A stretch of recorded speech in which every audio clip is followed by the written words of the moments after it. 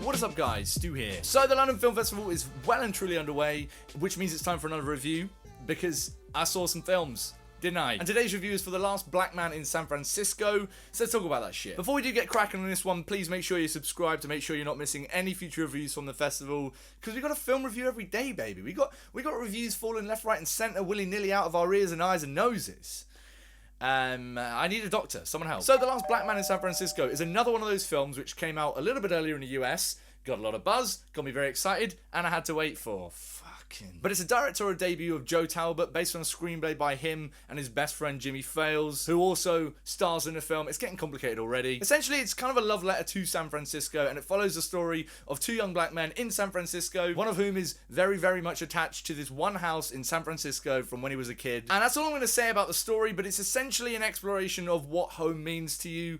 God, I sounded a bit pretentious saying that, didn't I? It's about home, it's about friendship, it's about all sorts of different things that make up living in a place. And it is, without a doubt, as of right now, one of the most unique films I've seen this year. Seriously, for a debut, Joe Talbot absolutely smashes this one out of the park. Because almost everything about this film, it just feels different right from the get-go. It's got its totally unique way of telling this story. From the screenplay to the direction to the performances, it is its own thing without ever feeling like it's desperately trying to be a completely unconventional film. It's incredibly refreshing and exciting to see something like this in a landscape of cinema which is always filled with Disney films. The central performances here from our lead two actors are so enjoyable to watch, and they're both so different in many different ways. I guess the lead is Jimmy Fails, who plays Jimmy Fails in the film. It's quite a subtle and quiet character, I guess, on surface level, but there's so much meat to this character. It's just so enjoyable to watch him. And his relationship with Jonathan Myers, who plays his best friend in the film, is the meat of pretty much all of the things that work so well about this film. The two of them are really, really great together, and as I said, they both have very different characters and are giving very different performances, which both complement each other so well. Jonathan Myers is undeniably one of my favourite aspects of the film, just because his character was continually surprising me at pretty much every scene in this film, and I just loved the fact that this film was written by two best friends based on their experience growing up in San Francisco, and one of them is starring in it. It just means that the whole film feels like a earned love letter to a city. And even though I'm someone that has never been to San Francisco and lives fucking Lord knows how far away from it in London, even someone like me can appreciate what they're trying to say about this city. They do a great job of translating all of those feelings and emotions towards this place into something that's wholly watchable for pretty much anyone over the world anywhere. It obviously helps that it's got such a fantastic direction and style to it though. Joe Talbot really does bring a lot to the table here. Doesn't all land as much as I think it's trying to, but on the whole, it definitely works. It's structured in such an interesting way, which right from the get-go, right from the first scene, just has this kind of electricity to it.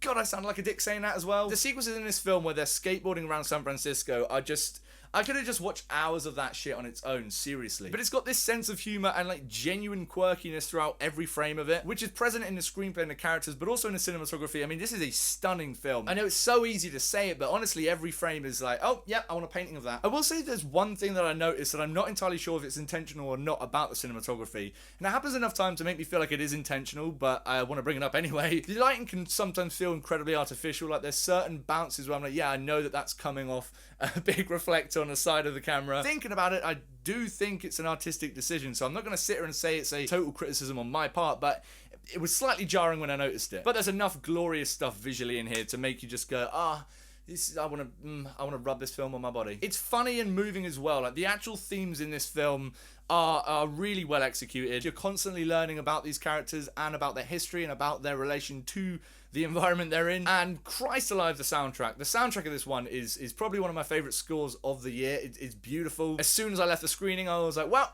earphones in, Spotify, slam that shit into my eardrums. It also has one of the best uses of Joni Mitchell in a film for a long time. How can that not be a great thing? It's just so contagious to see a project which these guys clearly have put their everything into, and you can just tell it's got so much meaning to them. It's just infectious. For all the things that don't necessarily land as well in this film, it more than makes up for it with everything else. Definitely a big swinging hit from A24 on this one. But what about you guys? Have you seen The Last Black Man in San Francisco?